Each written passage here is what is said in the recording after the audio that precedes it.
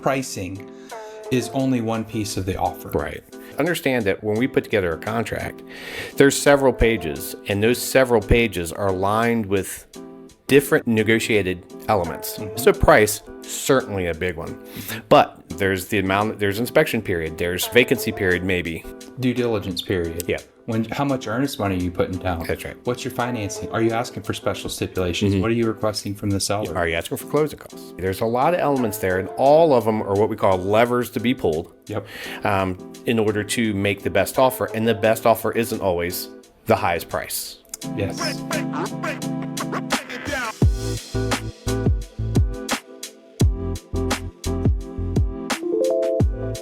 Well, Cody, welcome to the Anchored in Real Estate podcast. We're in double digits. We're cooking along. Folks have seen episodes 1 through 10. We're cooking along. We're getting into the spring. We're in early spring, although we had snow recently. It was also 70 degrees recently. And we are seeing already the tempo pick up. We can see it statistically, but we also see it kind of anecdotally, the phone calls. Most of what we see are mortgage applications rising, and they're rising quicker than they were last year. And that's another way we can tell like what's coming down the pike in kind of our preparation. But so this episode is going to be dedicated to buyers and kind of educating buyers as you're getting ready to jump into the market this spring. What are some things that aren't so obvious that you need to know? Yeah. So that's going to be this episode. So we love buyers. Absolutely. We love buyers. There's no market without buyers. There is no market without buyers. So, yeah, and we wanted to come to you guys and say, listen, if we were in the market right now to purchase, these are what we'd be doing. Yeah. So, yeah. The first thing that we're going to talk about, and we want to, I guess, go on record to say that, this isn't about rules. We're not giving you a set of rules that you can follow, but it's more of providing clarity to you as a buyer and educating yourself. It's one thing to have an educated buyer versus an uneducated buyer. Neither one is better than the other. However, the uneducated buyer is fully relying on us versus an educated buyer that has done their research. Maybe it's not their first time. Yeah. So whether you're a first-time home buyer or a seasoned buyer, you can listen to this entire video, this entire podcast, and you're going to have clarity by the end of it. Yeah, that's right. And then the other thing I wanted to mention is most buyers, they stress it happens before the offer, not after. That's true. It's all about the buildup. Correct. And how do we not make a mistake? Is this the right thing? Once the offer happens, then the mechanics can start to happen. Right. Yeah. Right. Yep. So what about you? Do you have any, what do you want the viewer to know by the end of this?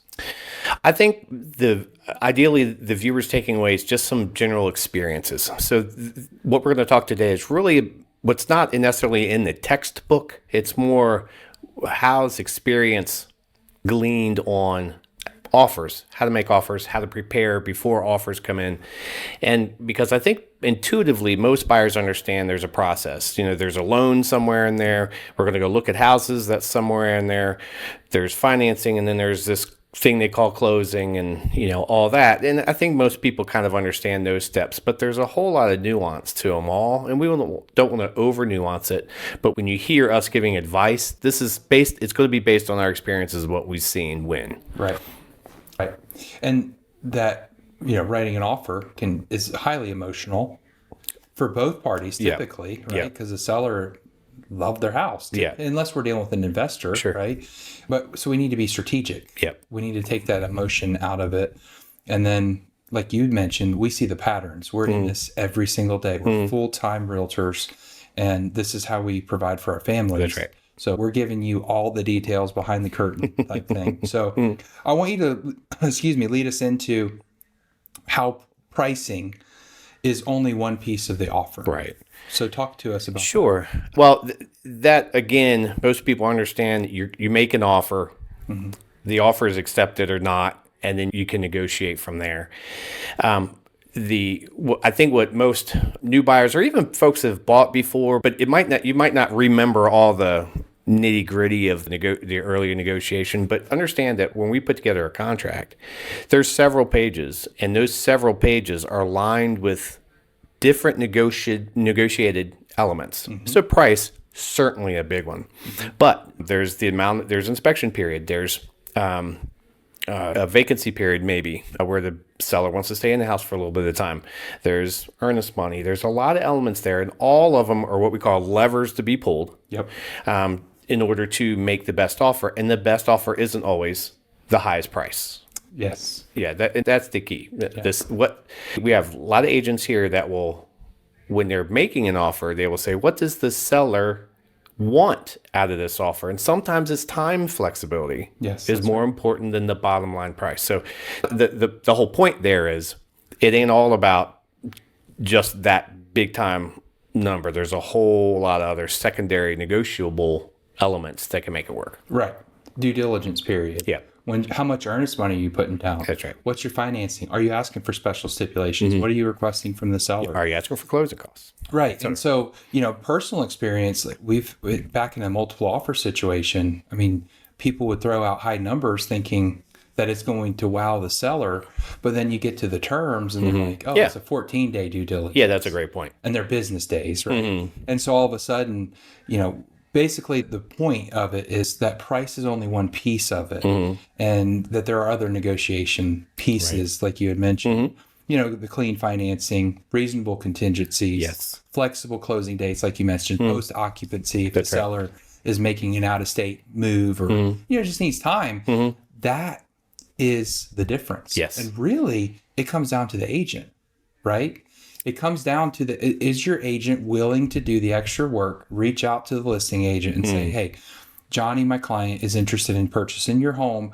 What is the seller looking for?" And obviously they're going to say the bottom line. Everyone has a bottom line. But if you can work that out ahead of time, create that rapport. So who you hire really matters as well. Right. Yeah. Don't underestimate that the other party might have something else that's more important than the bottom line, or at least close to it, to where they're willing to negotiate on one spot because you've negotiated on another spot. Yes.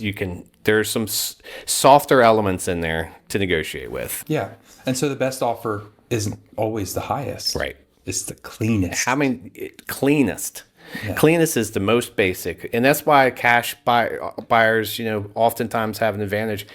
And the thing is, finance buyers are often in good condition. It's almost a perception that the cash buyer is more ready. Yeah. And so it doesn't mean that's the way to win. I'm simply saying it feels cleaner. And so overall, as we're putting together any offer, we want it to be as clean as possible. And there's not if we don't have to add something, we're not going to add it, because the seller's got to sift through all that and then weigh it out. That's right.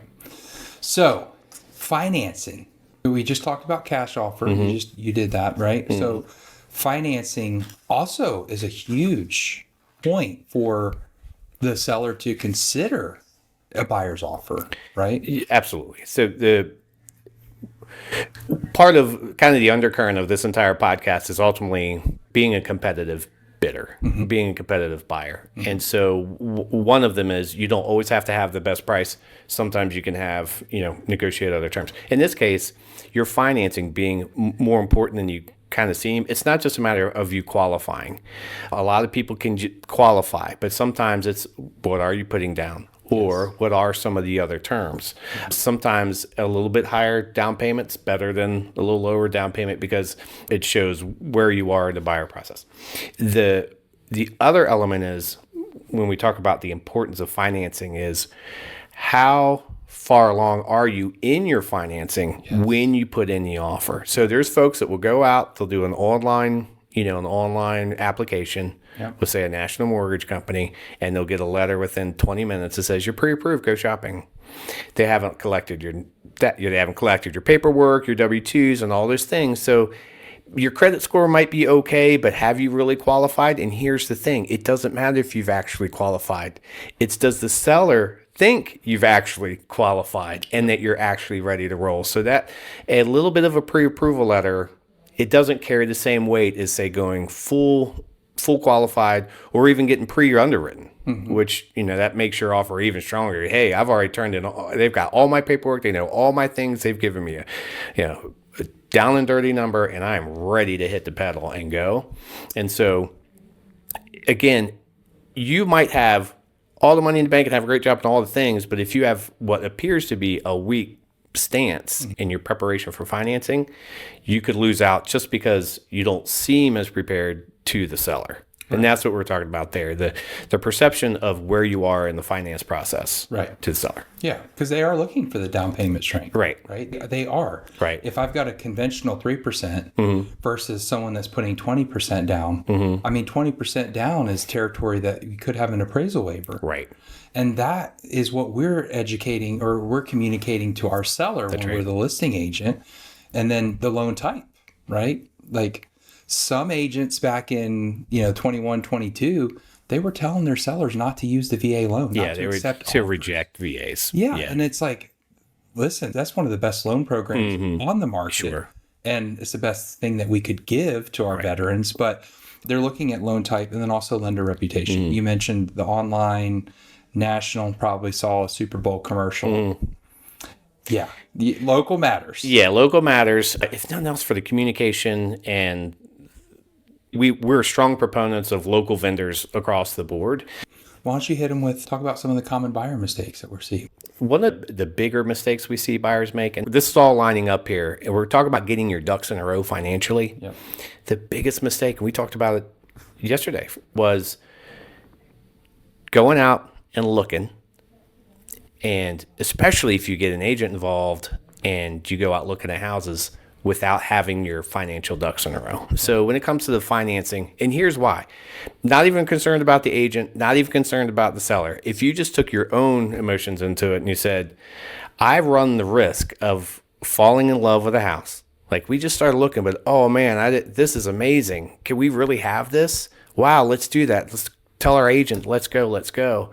And it turns out you can't afford it or don't qualify for it. Nothing is more heartbreaking. So take that into account for yourself. That's right. That if you want to have your ducks in a row so that when you see that one, you go, I'm pre-qualified, I'm pre-underwritten, make the strongest offer we can because we love it. Yep. Then you can talk about making that offer and being accepted the next day and not breaking your heart. Yeah, that's the biggest mistake we see, is the heartbreak of not being able to afford what you thought you were going to get. That's right. Yep. Monthly payment comfort, right? Like, yeah, you may love the house, it's $3,500. That's right. Only afford 22. Yeah. Yeah. All right, moving on. Contingencies are not a weapon. That's true. So elaborate to our viewers, like, how are contingencies, they're not a weapon? Yeah. The idea is you can write an offer that is so laden in contingencies that it feels like you're almost sticking it to the seller. Like, I'm giving myself 5 different ways to get out of this contract. Maybe it's low earnest money, so if I bail at the last second, I don't really lose anything anyway. Maybe it's a long due diligence, so, hey, I can hold this thing for 3 weeks and then bail. There's several ways where you can tell when the offer was put together, you can almost gauge the seriousness of the offer, and it almost feels like I'm writing an offer just to tie you up. Yep. I'm not that serious, and I'm going to keep my options open until I have to make a decision on this. Where the contingencies really are designed to be just a protective measure. Home sale contingency is a good example. I'm trying to sell a house and buy a house. Let's say I'm under contract with my house, but I find another house. I put an offer on it, but I have to have a home sale contingency because I have to sell my current home before I can buy the next one. That's very common. And that's not meant to hold the house. It's not meant to keep, the seller hostage. It's just, if things really broke down, I could get out of the contract because maybe this buyer of my house had a breakdown. But that's a protection thing. Right. And those would all be very reasonable.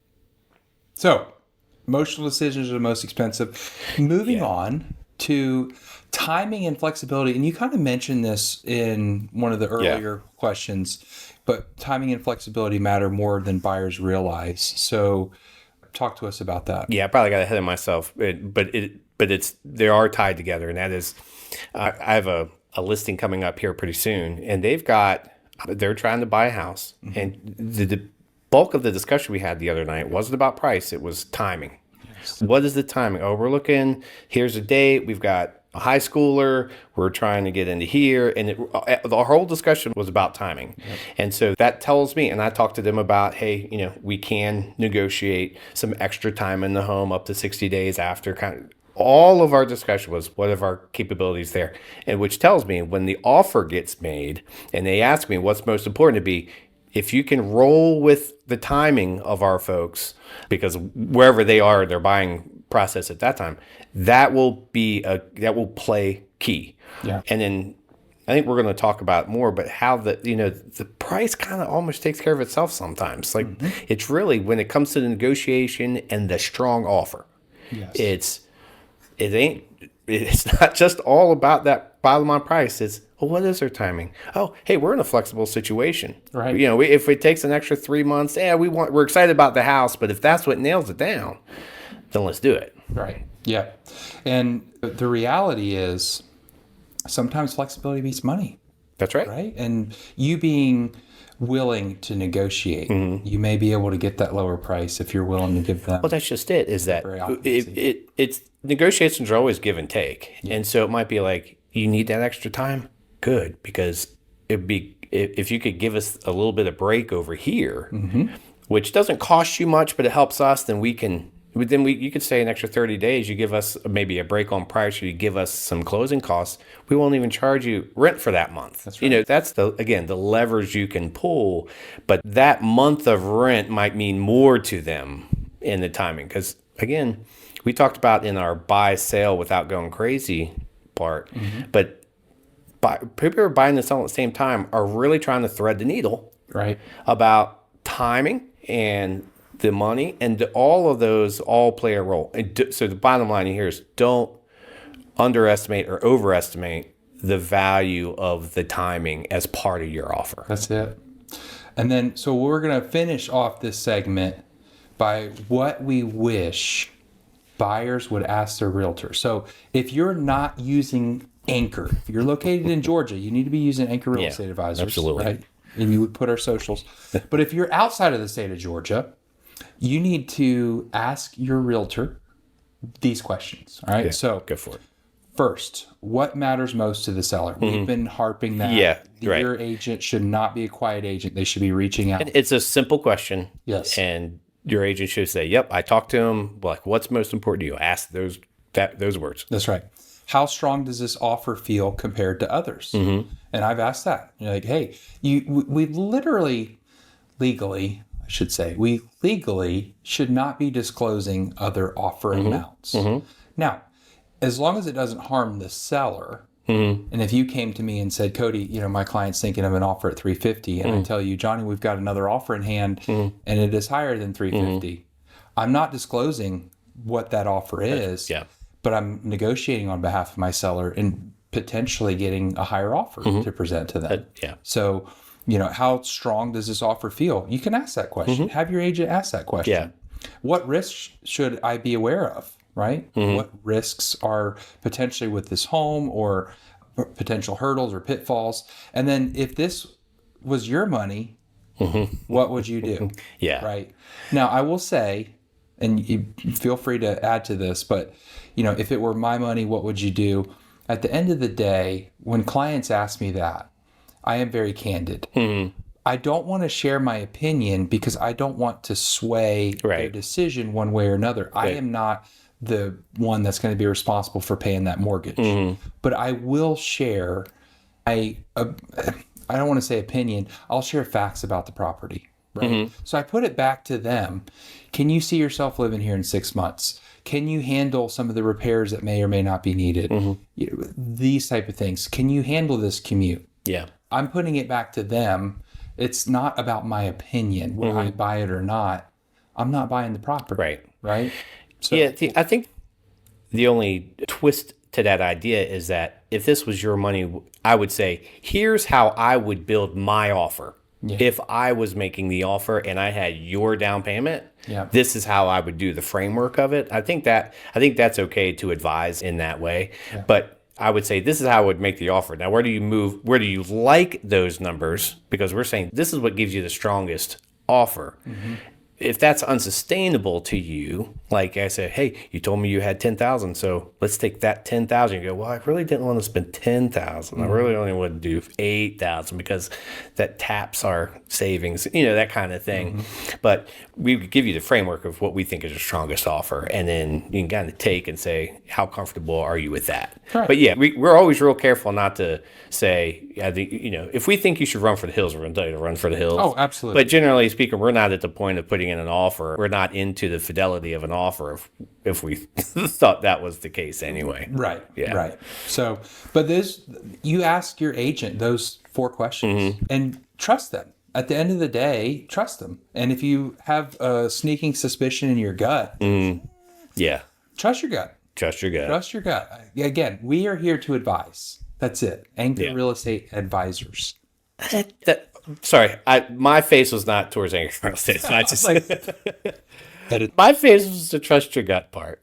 okay. So I am a believer in kind of trusting your gut. But again, we went into this saying it's an emotional and it often fearful situation. Right. And your gut, especially if it's your first, maybe your second house, or maybe it's just you stretching financially more than you're used to, your gut's going to react one way or the other. And it's like nervous is more if it's nerves, because a lot of times is you want it so bad that you're nervous about getting it, and you go, well, just pull the offer so I don't need to be nervous about it anymore. But it really has nothing to do with, so like the gut check it is true. But the benefit, let's just stack the benefits of having an agent, right? Another benefit is that they are kind of emotionally detached. They can say, like I said, if this was my money, I can put together a framework, and you and I can take numbers, someone else's numbers, rattle them around and come out with a great framework, because we're not writing the check. So we could detach the emotional part of it and say, this is the strongest non-emotionally. Right. Yeah. Yep. So at the end of the day, the recap, right? We just spent 18 minutes educating these buyers. We're landing the plane. And if you watched all the way to this point, drop us a comment. And you know what? Drop a plane emoji. Plane emoji. That we'll know. Yeah. And you're the real. So we went over and covered that the price is only one piece of the offer. Yeah. Talked about your financing matters more than you think. Yes. Contingencies are not a weapon. Emotional decisions are the most expensive. Timing and flexibility matter more. And what we wish buyers would ask their realtor. And so at the end of the day, you watch this entire video, you are educated. Now, do you have end all be all? No. But you at least are one step further ahead.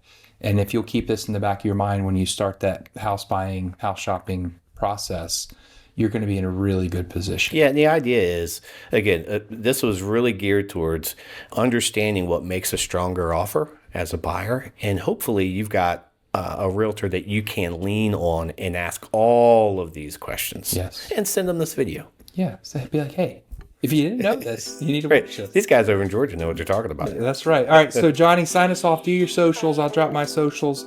And then this was episode 11. Johnny Dugan at Mountain Mansions GA, Facebook and the Instagram. Yep.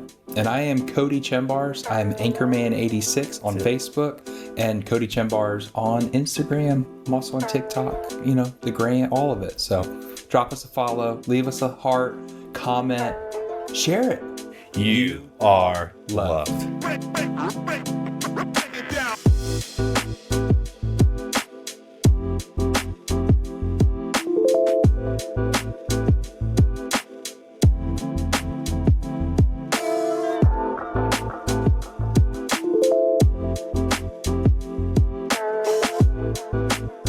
So we learned that the remix. But to get back to the importance of the lender, it's I lost my point, so I edited it out. You should edit that out. Yeah. Mic check. I thought I turned it off. Nope, you just turned it off. Oh, dang. Okay. So is the volume all the way down? Yeah. I muted the mic. Now I turned the volume off. Now we're recording.